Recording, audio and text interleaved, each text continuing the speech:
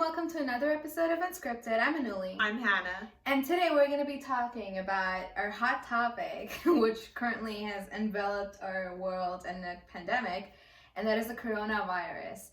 And we're not going to be talking about facts, we're not going to be talking about what to do and what not to do, we're just simply going to be talking about how to cope with it. So first we're going to start with a brief overview of the coronavirus. Anuli and her sciencey brain, which is just so awesome, is going to be able to communicate some of the roots, you're welcome, of it. But at the end of the day, please pause the video and go Google what is the coronavirus if you do not know before watching this video, because you are going to need that context. And then we're going to go into why should you think that this is important and why you should be understanding of other people who this pandemic is really potentially could affect. So let's get straight into it. Anuli, tell us a little bit about the coronavirus, not necessarily COVID-19 specifically, but the virus in general. Again, disclaimer, I'm no scientist. I'm in the process of becoming one, but I'm no scientist yet. So feel free to look up actual resources, scientific literature. But the coronavirus, to give it out to everybody that doesn't really understand scientific literature, is a virus that stems from animals. And in this case specifically, it's linked to bats.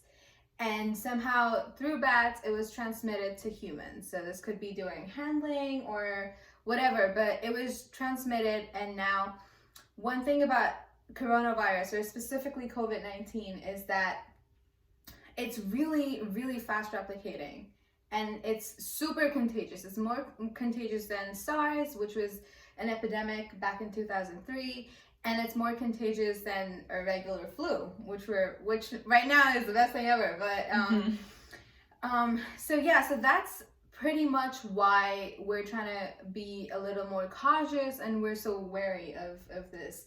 And that brings me to the level of panic that is going on in the world today. And I personally feel like panic is justified at this point because, again, we're not completely informed of what it is, and we're just, trying to run away from this sort of invisible enemy, and we're still trying to understand it. So panic is inevitable, but I feel like we should also put enough effort into understanding and kind of calibrating our anxiety about this whole disease, because can I call it a disease? Because it is dangerous, of course, but I've heard, as Hannah and I were talking about it, we've heard a lot of people say, it's just the flu, while other people are completely panicking and they're hoarding toilet paper and hand sanitizer and they're going crazy. Hannah, what do you think about what I said about calibrating anxiety about this pandemic? I think this is something we were just discussing, and how I was having a mini freak out because I've been getting emails every other minute because of classes being canceled or moved online or something happening with the coronavirus. But I think we all need to take a minute and slow down and process what's happening, because when we're all in this kind of panic mode, it's only going to create more panic because nobody's aware of each other's actions. And the most we could do right now is be understanding of other people's times and priorities. And that way that will help reduce the panic, because once you're understanding, okay, I know that they're handling whatever they have to handle. I'm not even going to try and ask them for something right now or try and collaborate with something with them right now. Once you're focusing on yourself, then we could all take that time and slow down and not panic as much. What do you think? Absolutely. 100%, I agree. Again, like I said, panic is going to be inevitable because we're a huge population, billions of people, and, we have no idea what happened, and suddenly it's coming out to get us. So again, it's natural for people to panic, but again, through the panic, you also need to be able to calibrate it in order to really understand, is it really worth panicking? And even if you are, you need to tap into that rational sense of yours, a rational mind that helps you think, that helps you analyze. Okay, so what are going to be my next steps? Instead of just panicking and, buying all of Walmart if you can afford it, maybe just, calm down a little, think about your next 2 weeks and be like, okay, how bad is it where I am right now, and how bad is it going to be in the next 2 weeks, and what am I going to have to do to prepare for those? And really just taking the steps. And I know, again, like, one of the reasons why it could lead to panic is because our next couple months are really, we can't really foresee anything, we can't really be certain about anything. And during this time, planning your day one day at a time or 1 week at a time is going to be helpful. Do you agree? I do think so. And I think a lot of panic is coming from not knowing anything about this virus.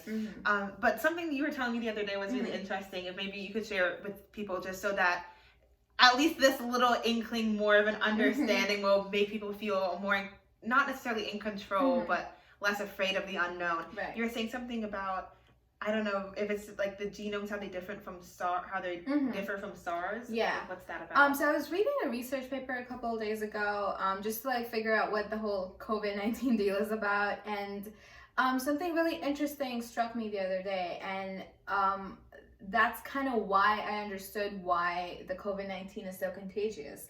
It's because when the SARS epidemic was ongoing, they found out that the SARS virus was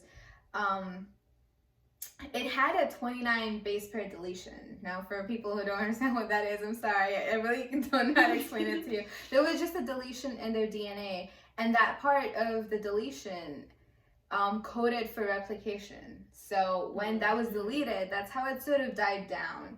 But in the COVID-19 genome, that 29 base pair is nowhere to be found. So they're kind of wondering if there's any other scope for deletion. But so far, they're still figuring it out. But there's really nothing that they could do at this point, which is why also the COVID-19 is so fast replicating. So I feel like that is also one of the reasons why, scientists all over the world are really scrambling to figure out details about this virus that they know nothing of, and trying to come up with a cure, which is incredibly hard. It's a Herculean task.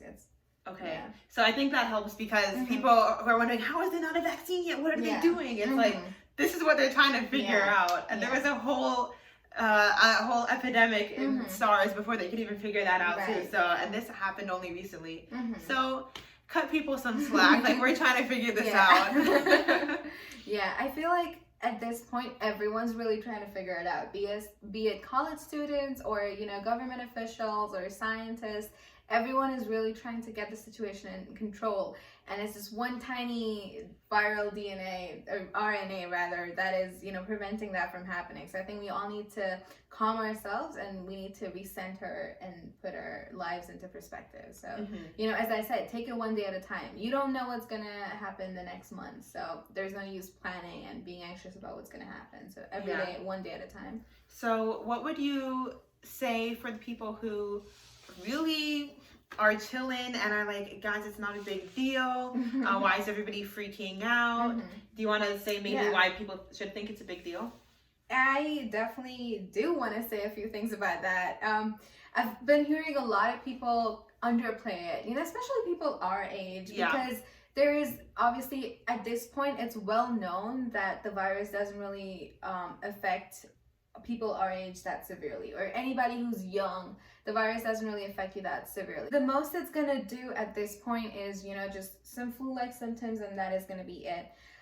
So a lot of people our age are just like, it's not really a big deal. It's just the flu. And yes, for us, it's just the flu. But the problem here, the underlying problem here is, even if this virus isn't really as dangerous as it sounds for us, we could potentially be carriers to people that could, that it could be life-threatening to. A lot, we're constantly, we're a social world, so we're constantly in touch, or may have been in touch with somebody who's older, who's a senior citizen, or somebody who's potentially vulnerable. Maybe somebody could be taking immunosuppressants and you never know, and so they don't have a healthy enough immune system to combat the virus. So we need to really be mindful of that. And again, it's not just a little outbreak in the middle of nowhere. It's a pandemic now. So we're all in this together. Every single country, we're no longer different countries. We're all, we have a natural enemy, and again, like, every natural enemy for everyone is bound to unite all of us. So at this point, we all have to stay united against this one enemy, and support each other in any way we can, which includes being careful to not get it yourself so you're not infecting everyone around you. So you're, at this point, it's not just government officials and big people that are going to help you curb it, but it's also you as on an individual level. You know, what do you think about it? So I was listening to NPR the other day, and they were basically saying that it's important why officials are kind of closing down the campuses and keeping kids out of classes, because people our age group can act as amplifiers for the virus. So as you said, even if it's not going to affect us or people in our immediate circle, we could be giving to someone that works with somebody with an autoimmune system disorder or somebody with kids or whatever it is. And so for that reason, it's important to be understanding and not to knock people down for who are concerned about it. Don't diminish what they have to say and their thoughts and their concerns about it. For sure. Sorry. Oh, that's okay. So we also all handle stress differently. It's the same way how you could be fine about to take a test and someone else is about to freak out or give an oral presentation or whatever it is. We all handle things differently. Just being understanding in these times to know that. Yeah, I think that's such a great point that you brought up, because a lot of people are being really harsh about it. So they're like, I don't see why people are worrying about it so much, and putting down people that are anxious about what's going on. And again, like I said, it's okay to be anxious. The last pandemic was in 1918, so we weren't expecting any of this. We weren't prepared for any of this. So people are going to be anxious. But again, helping them put everything in perspective, helping them understand that, as long as they're taking care of themselves, they're maintaining sanitation, they're washing their hands and everything, they're going to be okay. Just reassuring those little things is going to help everybody, because as I said before, we're all now in this together, and it's a community, and we're all trying to, beat this monster. Yeah. And I think coming from a political science perspective, even your government officials are just as confused and probably freaking out as you. They also have families. They have also you to think about, and hundreds of millions of other people and everybody else basically in the world. They're thinking about different interest groups, because what they do right now could affect their election, but maybe they need money from this corporation to help run for re-election, and they have some say in it. Everybody is considering a whole bunch of different interests here and still trying to make the right decisions for you. So be understanding of that as well. At the end of the day, as we always say, at the end of the day, only you are here for you. You're going to be the only one here for yourself. Absolutely. So that's the most you can really do, is take care of yourself and take care of your own well-being in these times, and stop trying to worry so much about what everybody else is doing. So one thing that we want to stress upon is, we're getting tons of information from all sources all over the world, because again, every single individual in the world is involved in this, but make sure you're only getting your information from credible sources. Like we have the CDC, we have Johns Hopkins, and we have a lot of other resources such as the WHO, but but just again, like, only look up credible sources that you can trust. And again, if you feel like you read something and that makes sense, but it's really not from a credible source, verify that it's actually right before you circulate it, because we've seen a lot of things circulate about, and somehow they all contradict each other. And I'm just like, you know what, we don't need this. This is the last thing we need. Misinformation is more dangerous than no information. So I feel like we should just put that into perspective and make sure we're only circulating stuff from credible sites. And use your common sense. If you think you shouldn't, share this with your friends or something because you're not sure about its validity, then don't do it. Just leave them go on their merry way, and they can continue using their common sense to wash their hands and not cough on, the next person's, I don't know what. All right, so we're gonna be wrapping up real soon, but before we go, we want to introduce a little thing that Hannah and I have been working on for a while. So we talked about how we want to build community, and how we want to support everybody in our age group, and not even beyond our age group, really everybody internationally. And we want to reach out, and we want to make sure everyone's doing okay mental health wise.